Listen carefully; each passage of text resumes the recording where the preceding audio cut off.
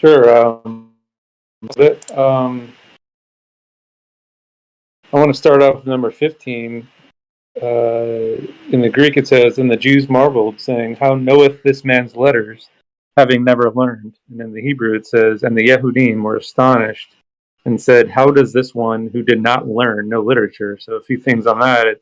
It's kind of interesting. Like it appears like they didn't even know who he was. Like they didn't. Was Yeshua hiding as a kid and just appeared at age 30? Started during his ministry. I know in Luke 2, it talks about him being in the temples, but I guess that was in a different city or something. So I thought that was interesting that it appeared they've never seen the guy before, and and it also kind of shows that you don't need official teaching, right, or seminary, right? That's where they're getting their stage, their privilege, I guess. So that was two things on that, where it's like they never saw him in the temple, never saw him, I guess, just living, right? So I thought that was interesting. Maybe you guys can add more on that. I hope Noel adds on number 18. I'm not going to say anything, but I hope he talks about the true seed in him.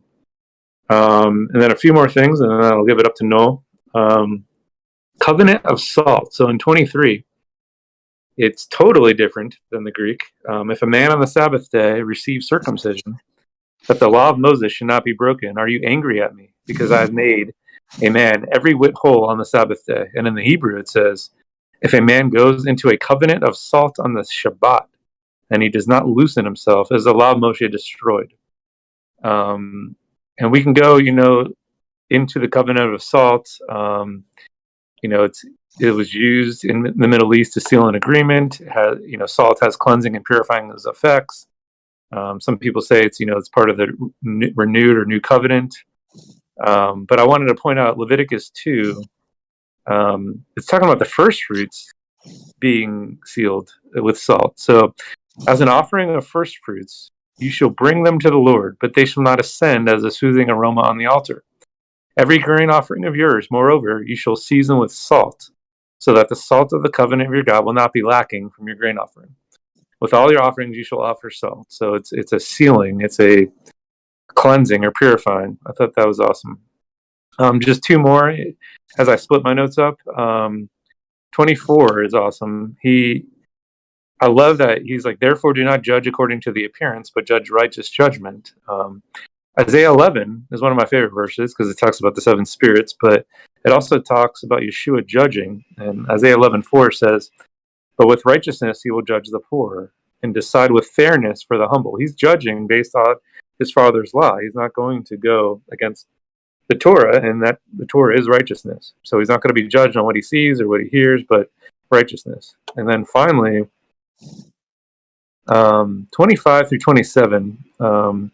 So some of the sons of Jerusalem said, is it not this man whom we want to put to death? Behold, he speaks openly, but we do not say anything to him. Do the leaders truly recognize that this is the Mashiach? However, we do not know this man. Where is he from? And Mashiach, when he comes, no man will know where he is from. Again, they never knew him as a kid. They didn't see him in the temples. To me, that was interesting. And I just want to take it to 2nd Ezra 13:25. In that you saw a man going up from the heart of the sea. That is the one whom the Most High has been keeping for many ages. He will liberate God's creation all by himself, and he will put in order those who are left. And I know Enoch also talks about he was preserved for the proper time and then shown.